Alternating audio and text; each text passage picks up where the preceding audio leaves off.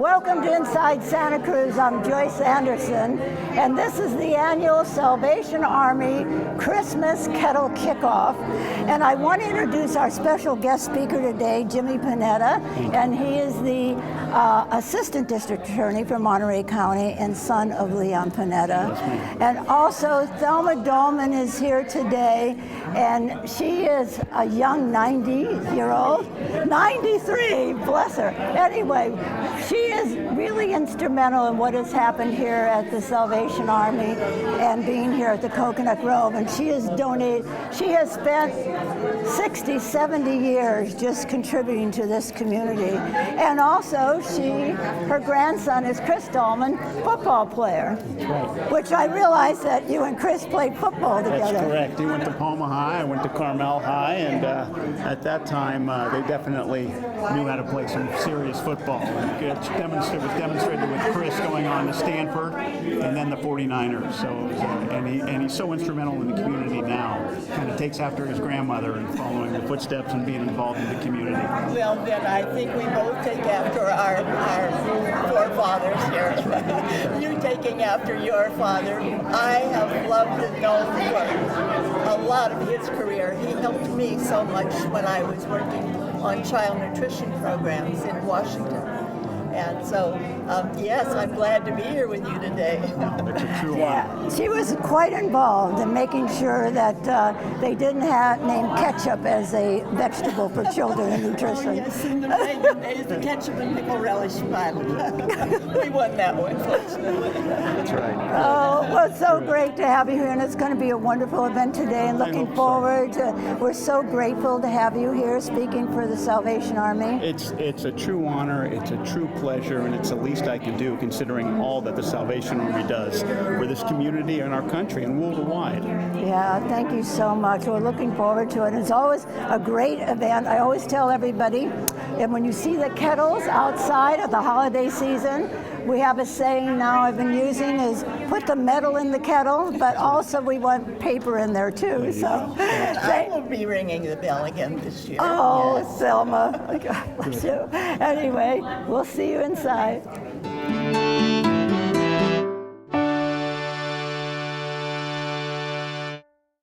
My name is Phil Wowak, and I'm the Santa Cruz County Sheriff.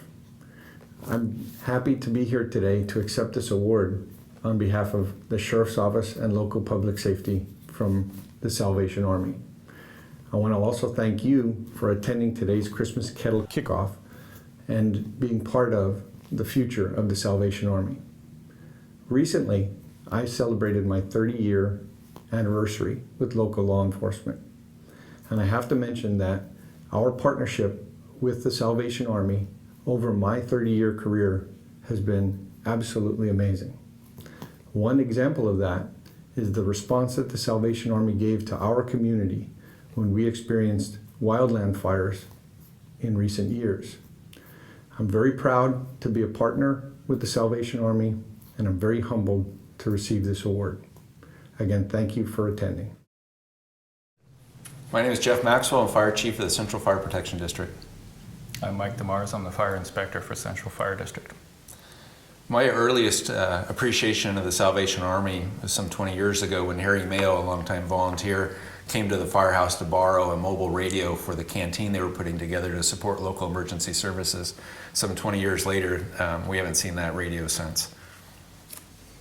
I was just thinking the other day about how we started supporting the toy drive for the Salvation Army back in 1988, and it's been about 25 years, how a small event with just a couple of collection barrels turned into an annual event. We've collected numerous toys and food for needy families during the holidays, and it's something we've continued now, and we like the fact that it's an annual event, supports the local community, supported by the local fire district. And I'd like to take this opportunity to thank the Salvation Army for their honoring the Central Fire District at the campaign kickoff on the 25th at 11:45, and remind viewers that this is neighbors helping neighbors. In this holiday season, when you see the kettles out in front of storefronts, please be generous and share with your community. Jeff Trapp, I'm the Fire Chief for the City of Santa Cruz Fire Department and UC Santa Cruz Fire Department. Been a firefighter for about 34 years. Christian Landivar, City of Santa Cruz. I'm a firefighter paramedic. I've been there for approximately 6 years. I've worked in a number of communities over my career, and in each one of those, the Salvation Army was a valuable partner in providing services to our communities. I can think back to different floods, major fires, where members of our community were in crisis. They had lost their homes or were displaced, and the Salvation Army was one of those partners that stepped in to help them get through that experience. Absolutely. In addition to what Chief Trapp has mentioned, both professional experiences, my experience is a little bit more personal. I have the fortune of living close to Camp Redwood Glen in Scotts Valley, and from my proximity I can hear the children that come and visit each weekend and throughout the summer, and I can hear them laughing and the experiences they're having there. So to be honored by the Salvation Army is, we feel very grateful to be in this position. And on behalf of the Santa Cruz Fire Department, I'd like to thank the Salvation Army for honoring us this year. We look forward to many years of partnering to help serve our community. Hi, I'm Steve Clark, Deputy Chief for the Santa Cruz Police Department. And I'm Kevin Vogel, Chief of Police for the Santa Cruz Police Department. And I'm Rick Martinez, Deputy Chief of Police with the City of Santa Cruz Police Department. You know, in the last couple of years, we're very proud of some of the accomplishments that we've made at the police department. One of our best moments is the implementation of predictive policing. We were the first in the world to implement this unique and exciting tool in law enforcement. Now it's at use throughout all of the United States as well as Europe now. So there's so many different countries that are looking to Santa Cruz for new ways to deliver service to our communities. And we're proud that we were a leader in that. You know, as I think back in my career, some of the moments that I've shared with Salvation Army, one of the ones that always comes to mind is after the 1989 earthquakes. I got the opportunity to meet Billy Graham, and I actually got to be his personal escort throughout Santa Cruz as we were looking at some of the damage. I got an opportunity to talk with him and just share some time. Afterwards, he sent me a personal letter about that, and I've always just felt that very special connection with Salvation Army. We've had a tough year this year with the loss of Sergeant Butch Baker and Detective Elizabeth Butler. We found that our community has really reached out to us on many different levels, including the Salvation Army. I wanted to take this opportunity to, of course, thank the community for the outpouring of support and giving us that newfound respect and understanding for the community with which we serve. I want to take this opportunity just to say thank you to the Salvation Army for this recognition. This is very special to me as the police chief.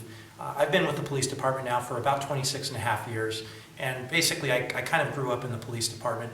And in a lot of ways, the Salvation Army and the police department have the same mission. We both provide service to our community, and we both strive to provide the highest level of service. So thank you to the Salvation Army. Well, one of my greatest recollections of our partnership with the Salvation Army has been the kids programs that we've partnered up with.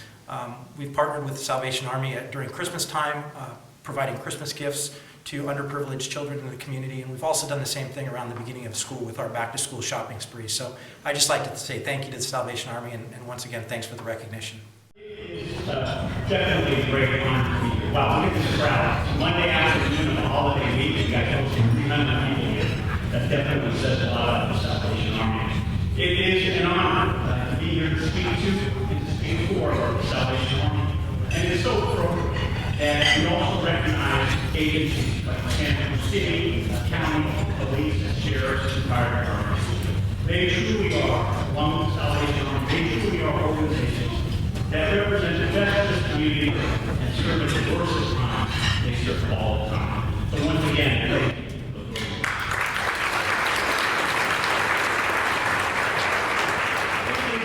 It's always great. I love coming here to Santa Cruz. Many of you know I grew up across the bay in Monterey. But I came to Santa Cruz quite a bit growing up. My parents, they didn't believe in babysitters, so I was always tagging along with them to their big events, and especially when they would come here to Santa Cruz. And I always look forward to the ones here in Santa Cruz more than anything else, because I got to know the people in Santa Cruz, and I always found them very friendly, at least to me. Not so much with my dad.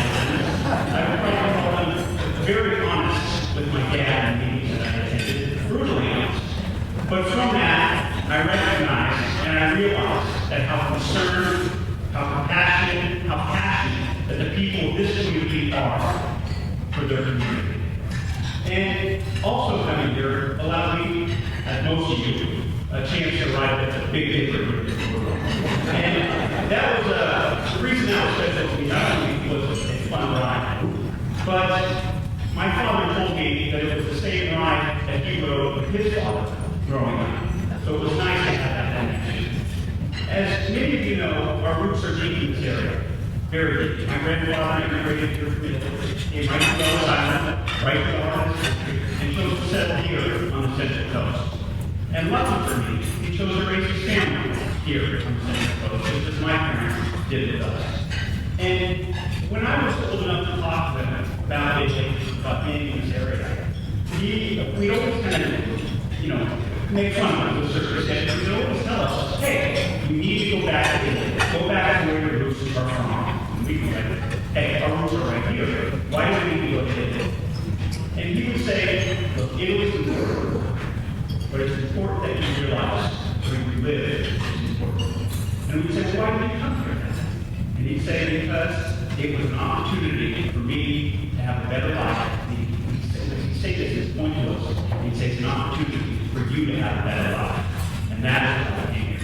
And in that same note, he continued by saying, and I want to make it clear, because of the life that you have, you need to always give back. Give back to the community and give back to your community. So it's sort of a principle that I live by, not only because of my family, but because we live in a country. We live in a country that is based on service. It's based on we the people, as so clearly stated in our Constitution. And it's up to we the people to secure our inalienable rights. President Obama, in his inaugural speech this year, said something that resonated with me. He said that although our rights are self-evident, they are not self-executed. Although our rights are self-evident, they are not self-executed. And so I honestly feel that it is up to we, the people, to secure the rights for ourselves and to secure the opportunity for other people to have those rights. And that is something that I live by throughout my life. And it's something that I have seen at home and abroad. At home, as I mentioned, I grew up, and as you know, I grew up in a house, a household that was dedicated to serving the public. I saw how hard the work that is needed, how hard you have to work in order to serve the public and fulfill that obligation of service. I knew my parents worked hard, but at that age, I didn't know why they worked so damn hard. But they did. They never talked about their work, they just did their work. And it wasn't until I got older that people would come up to me and tell me about their work. To this day, people come up and tell me how my parents helped secure their rights, opportunities that they could secure their rights. Things such as securing your immigration, getting a loved one here, Mexico, from Germany, the other day I heard Romania. Securing your rights to the federal benefits that neighbors are given the Department of Defense, the VA's Office of Social Security Department. Securing your rights when it comes to low-income housing and being able to live here and being able to raise your family here. It was those types of things that made me realize what it takes to give everybody the opportunity to secure their rights. And this is a true story. About 2 months ago, some lady came up to me and she said, my parents were having marriage issues, and they went and saw your parents, and they solved their marriage problem. I don't know if that's true. I didn't want to know if it was true or not. I don't want to get into it.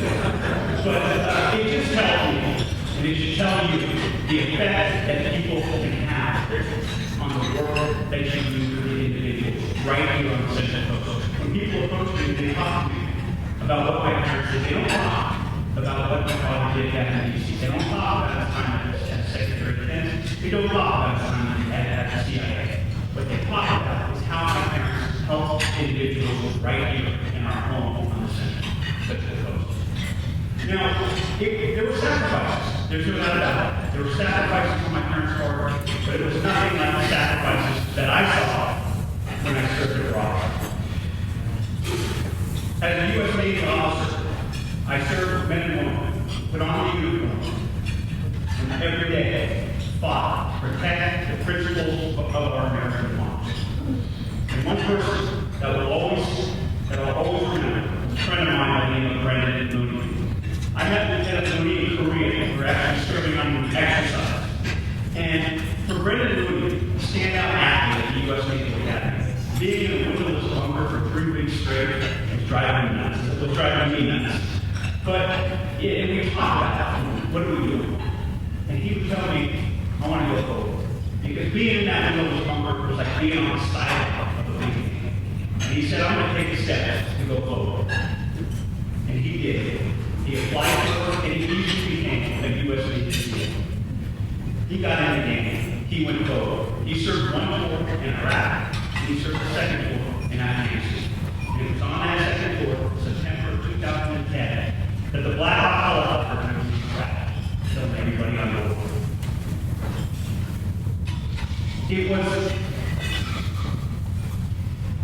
He was buried in Army National Cemetery, and he had a good friend, his best friend, named Travis Manning. Travis Manning was also felled by a sniper in Iraq.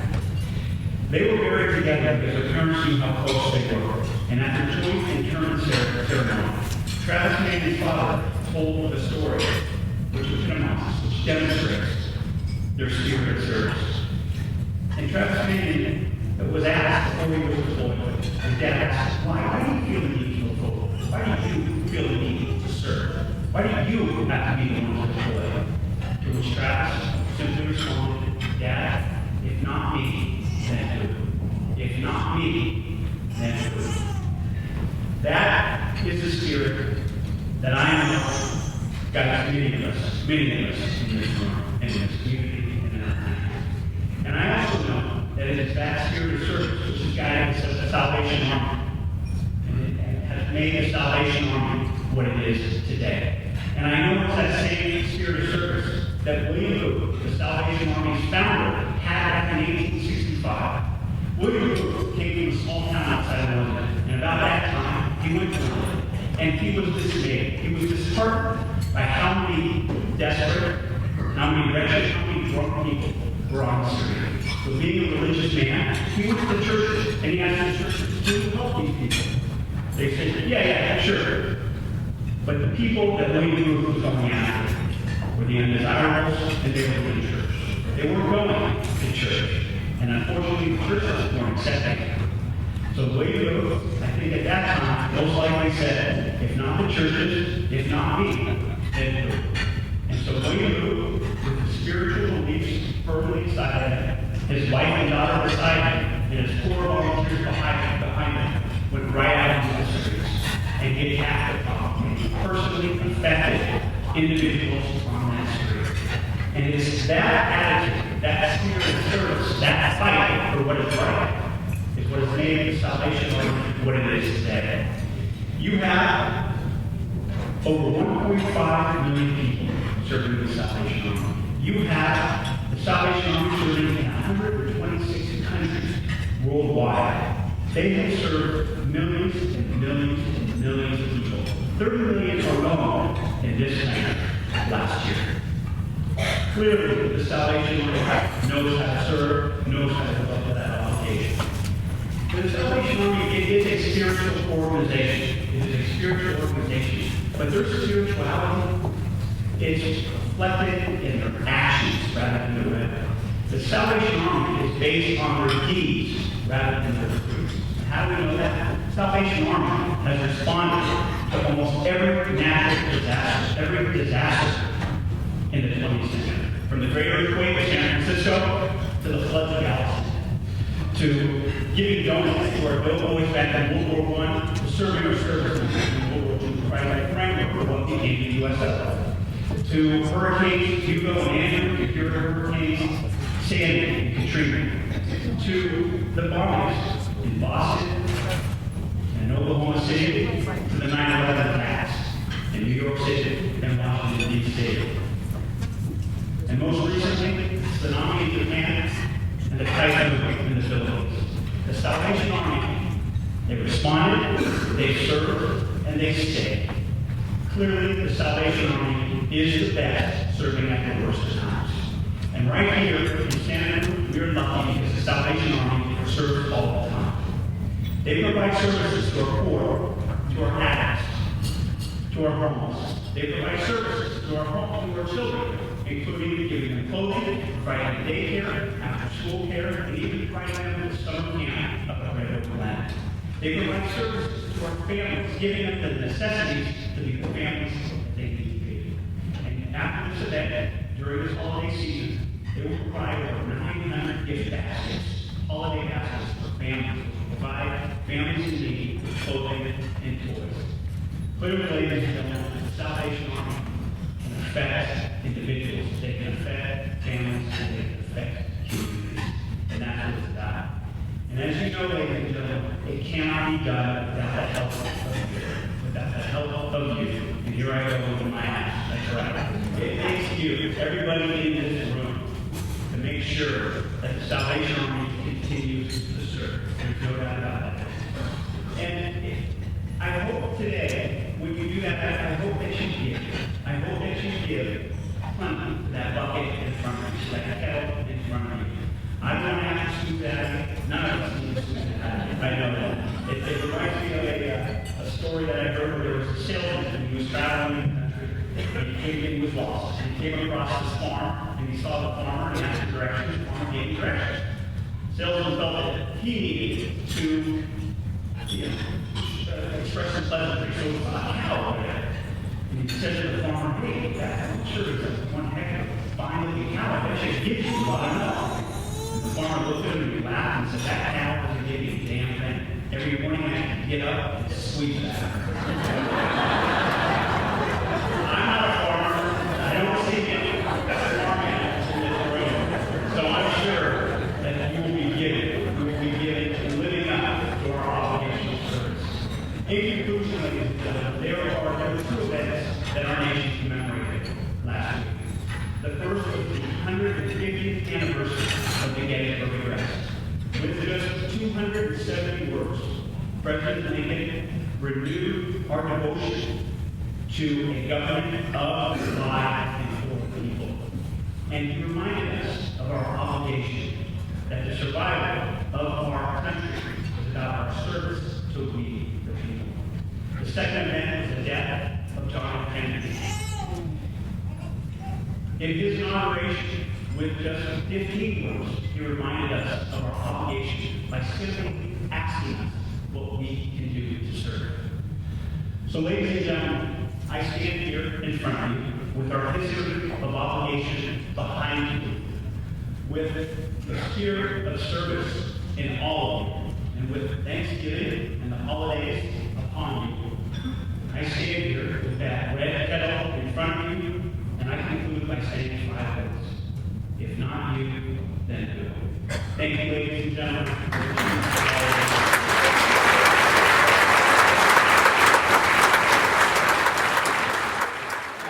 Before we open this program, I asked somebody if it's okay to use the word wow in this room. So I'm going to say wow. See the red shield behind me? It is a symbol of the Salvation Army and includes those words, doing the most good. I would like to say that with all of you people out there in this room, that is also about bringing people together to do the most good. So in closing, you are the people. Give yourself a great hand.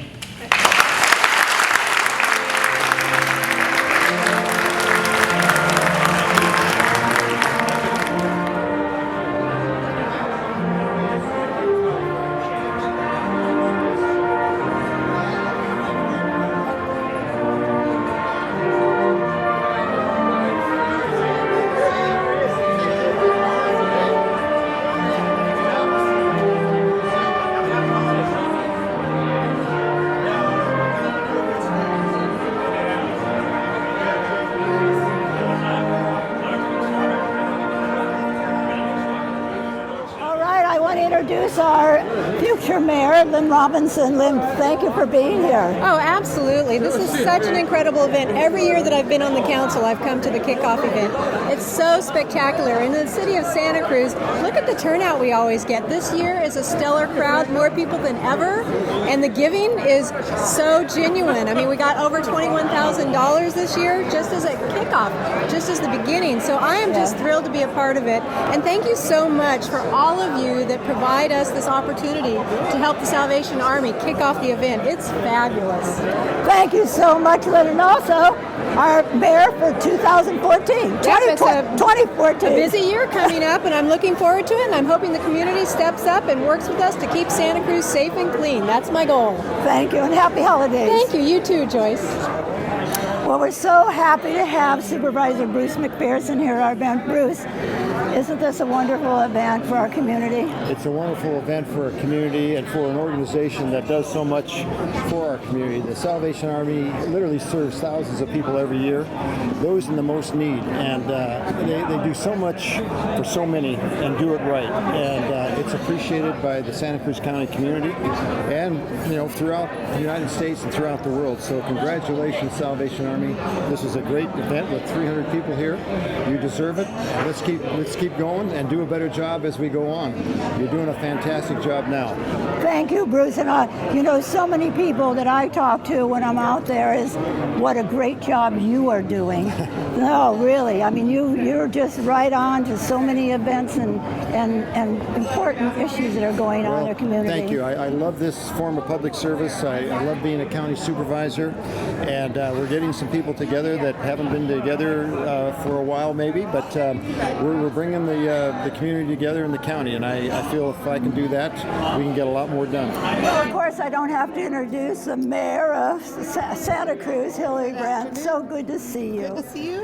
Yes, this is a wonderful event for the Salvation Army, and I know that this is your last term as mayor. Is that right? Yes, I have 15 days left. Not that I'm counting. No. Well, you know what? This has been a most challenging year for any mayor in this community, but you have done a wonderful job, and I've gotten to know you, interview you, and your children have been in videos, and it's love that. Yes, and it really has been fun, but it's good to see you here today.